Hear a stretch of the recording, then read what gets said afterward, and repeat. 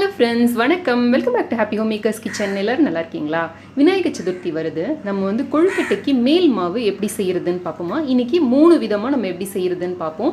ஒன்று வந்து பதப்படுத்தின அரிசி மாவுல இருந்து, இன்னொன்று வந்து கடையில இருந்து வாங்கின மாவுல இருந்து, இன்னொன்று அரிசியை ஊற வச்சு அரைச்சு பண்றது. ஸோ 3 மெத்தட் இங்கே கொடுத்துருக்கேன். வாங்க இது எப்படி செய்யறதுன்னு பார்ப்போம்.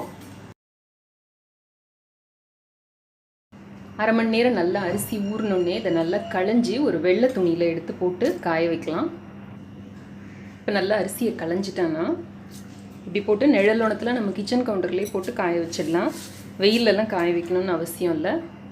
இந்த அரிசி வந்து இப்படி நம்ம கையில் எடுத்து பார்த்தோம்னா லேசாக நம்ம கையில் ஒட்டணும். ஆனால் கையில் வந்து நமக்கு தண்ணி தெரியக்கூடாது. அதுதான் பதம்.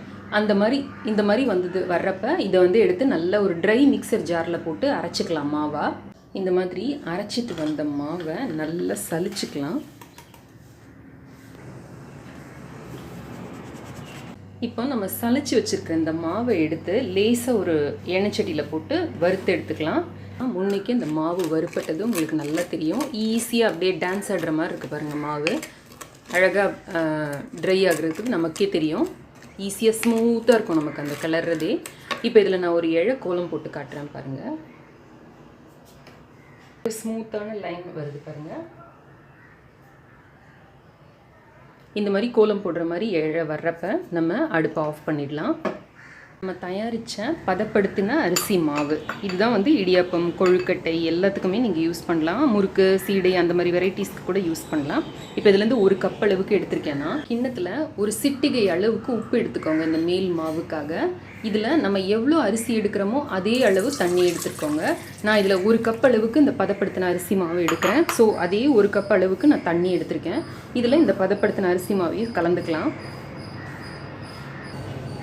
இதை நல்லா இப்போ இந்த தண்ணியில் கரைச்சிக்கலாம். இந்த மாவை நம்மளோட கொழுக்கட்டையோட சொப்பு விரியறதுக்கும் வெடிக்கிறதுக்கும் மெயின் ரீசனே இந்த அரிசி வந்து சரியாக அரையாமல் எங்கேயாவது கொஞ்சம் அப்படி நெருன்றதுன்னா அதனால தான் வெடிக்கும் நம்மளோட சொப்பு. ஸோ இந்த மாதிரி நல்லா கரைச்சி ஒரு தடவை இதை வடிகட்டி எடுத்துக்கிட்டோம் அப்படின்னா நம்மளோட கொழுக்கட்டை வந்து விரியாமல் இருக்கும். ஒரு ப்ரெஷர் பேன் எடுத்துக்கோங்க. அதில் இந்த மாவை வடிகட்டுங்க. கொஞ்சம் கொஞ்சமாக வடிகட்டி எடுத்துக்கலாம்.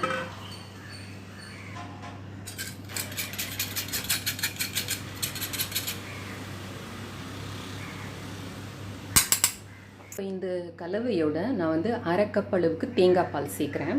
நீங்கள் வந்து 1/4 கப் அளவு வேணால் கூட சேர்த்துக்கோங்க. அப்புறம் தேவைன்னா கூட 1/4 கப் சேர்த்துக்கோங்க. ஏன்னா அரிசி வந்து நல்ல பழைய அரிசியாக இருந்தது அப்படின்னா அரை கப் பிடிக்கும். கொஞ்சம் புது அரிசியாக இருந்ததுன்னா 1/4 கப்லேயே போதுமானதாக இருக்கும். இப்போ எனக்கு இது தெரியும் அப்படிங்கிறதுனால நான் அரை கப் ஆட் பண்ணுறேன். ஸோ அது மட்டும் பார்த்து ஆட் பண்ணிக்கோங்க.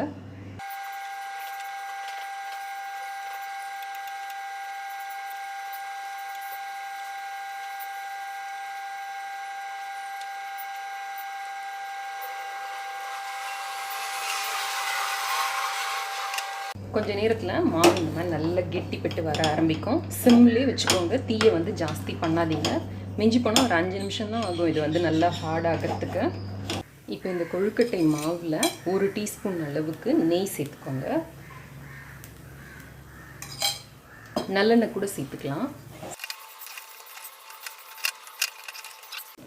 இப்போ பார்த்தீங்கன்னா மாவு வந்து அந்த பாத்திரத்தில் ஒட்டாமல் வருது பாருங்கள். இப்படி கையால் தொட்டு பார்த்தோம்னா நம்ம கையில் ஒட்டக்கூடாது. ஸோ அதுதான் பதம். இந்த மாதிரி வர்றப்ப கேஸ் ஆஃப் பண்ணிடலாம். கொஞ்சமாக சூடு ஆறி இந்த ஒரு கை பொறுக்கிற சூடு வர்றப்ப எடுத்து இதை பிசைய ஆரம்பிச்சிடலாம்.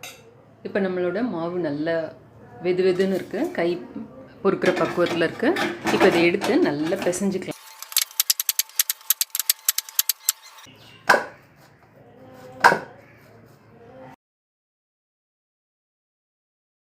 ஒரு கப் பச்சரிசி எடுத்துக்கோங்க.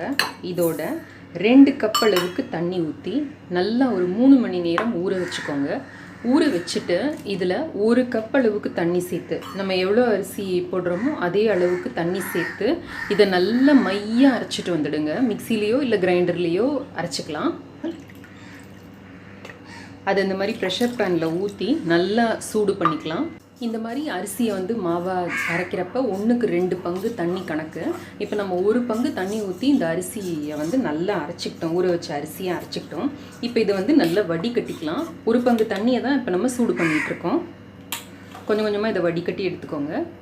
இந்த மாதிரி நல்லா கரைச்சி வடிகட்டி எடுத்துக்கோங்க. இந்த மாதிரி செய்தோம் அப்படின்னா நம்மளோட சொப்பு வந்து விரியாமல் இருக்கும். அந்த அரையாத அரிசியெல்லாம் ரிமூவ் பண்ணிட்டோம்னா நம்ம சுட வச்ச அந்த 1 கப் தண்ணியில் ஒரு சிட்டிகை உப்பு போட்டுக்கலாம் இந்த மாவுக்கு.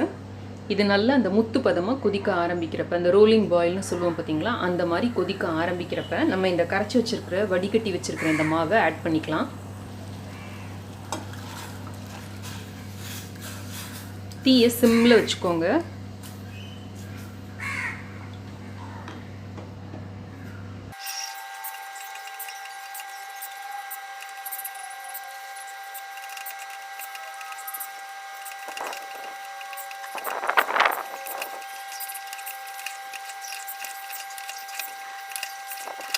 கொஞ்சம் கட்டியாக நல்லா வெந்து வரப்ப இதில் 1 டீஸ்பூன் அளவுக்கு நெய் விட்டுக்கோங்க. வேணும்னா நல்லெண்ணெய் கூட விட்டுக்கலாம். விட்டுட்டு நல்லா கிளறலாம்.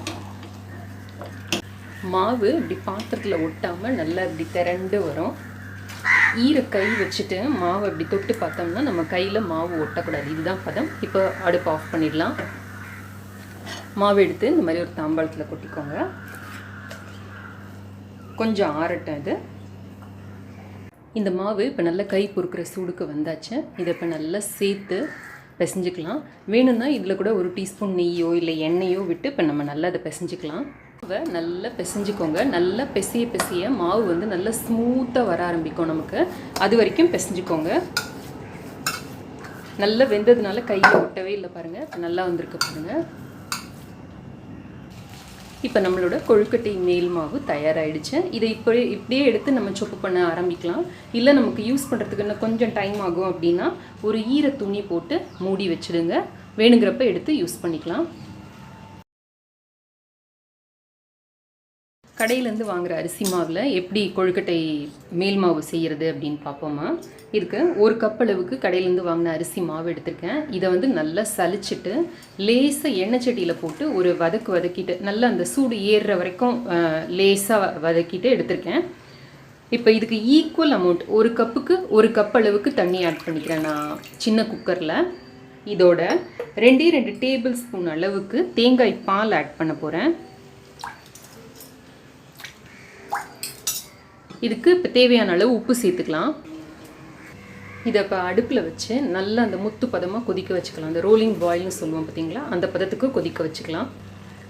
இந்த மாதிரி இது நல்லா இந்த முத்து பதமாக கொதிக்க ஆரம்பிக்கிறப்ப இந்த மாவை உள்ளே கொட்டிடுங்க. கொட்டிட்டு அப்படி லேசாக அப்படி கலந்து விட்டிங்கன்னா போதும். கலந்து விட்டுட்டு கேஸ் ஆஃப் பண்ணிவிடுங்க.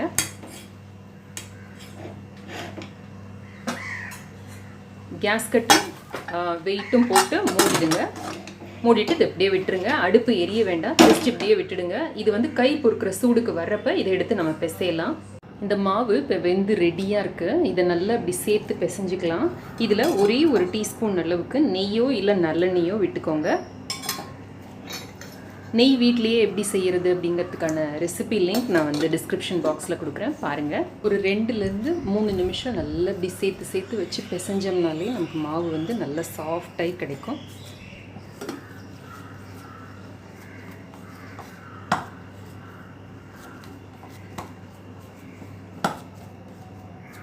சில நேரம் உங்களோட வாங்குகிற மாவோட பேக்கெட்லேயே வந்து 1.25 கப்பு இல்லை 1.5 கப் அளவுக்கு தண்ணி ஆட் பண்ண சொல்லியிருந்தாங்க அப்படின்னா நீங்கள் அந்த அளவு தண்ணி எடுத்துக்கோங்க. இது நான் ஒரு 2-3 பிராண்ட் ட்ரை பண்ணியிருக்கேன். 2-3 பிராண்டுக்கும் இந்த ஈக்குவல் அமௌண்ட் ப்ளஸ் இந்த 2 டேபிள் ஸ்பூன் அளவு வந்து கரெக்டாக இருக்குது. இப்போ பாருங்கள், இது மாதிரி ஒட்டாத நல்ல கொழுக்கட்டை மாவு மாதிரி வந்துடுச்சு பாருங்கள். இப்போ நம்மளோட கொழுக்கட்டை மேல் மாவு தயார். இதுலேருந்து நமக்கு தேவையான அளவு எடுத்து நம்ம வந்து சொப்பு பண்ண வேண்டியது தான்.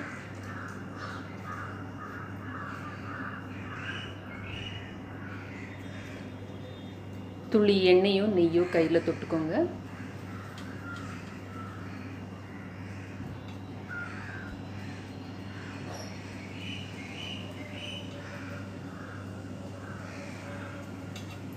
இந்த தேங்காய் பால் நம்ம 2 டேபிள் ஸ்பூன் ஆட் பண்ணுறோம் பார்த்தீங்களா, அதனால வந்து இந்த மாவு நம்ம சொன்னப்பிச்சை கேக்குங்கிற சொல்லுவாங்கள்ல, அந்த மாதிரி நம்ம சொன்னப்பிச்சை கேக்கும் மாவு இங்கே பாருங்கள் எவ்வளோ நல்லா வந்திருக்கு அப்படின்னு சொல்லிட்டு. ஸோ டைம் இல்லாதவங்க இந்த மாதிரி கடையில் வாங்கின மாவுலேயும் செய்யலாம். ட்ரை செய்து பாருங்கள். இதுக்கு நடுவில் பூரணை வச்சு நம்ம மடிக்க வேண்டியது தான்.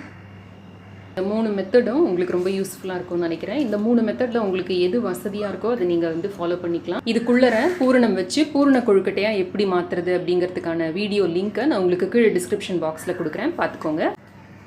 இந்த வீடியோ உங்களுக்கு பிடிச்சிருக்கும், பயனுள்ளதாகவும் இருக்கும்னு நினைக்கிறேன். அவசியம் இதை ட்ரை செய்து பாருங்கள். ட்ரை செய்து பார்த்துட்டு எந்த மெத்தட் உங்களுக்கு ஈஸியாக இருந்தது அப்படிங்கிறத கீழே இருக்கிற கமெண்ட் செக்ஷனில் எனக்கு எழுதி அனுப்புங்க. இந்த வீடியோ பிடிச்சிருந்ததுன்னா லைக் பண்ணுங்கள். நம்ம சேனலுக்கு சப்ஸ்கிரைப் பண்ணி ஹாப்பி ஹோம் மேக்கர் குடும்பத்தில் ஒரு அங்கத்தினராக சேர்ந்துடுங்க. இணைந்திருங்கள். ஹாப்பி ஹோம் மேக்கருடன் என்னாலும். நன்றி, வணக்கம். ஆரோக்கியமான சமையல், ஆனந்தமான வாழ்க்கை.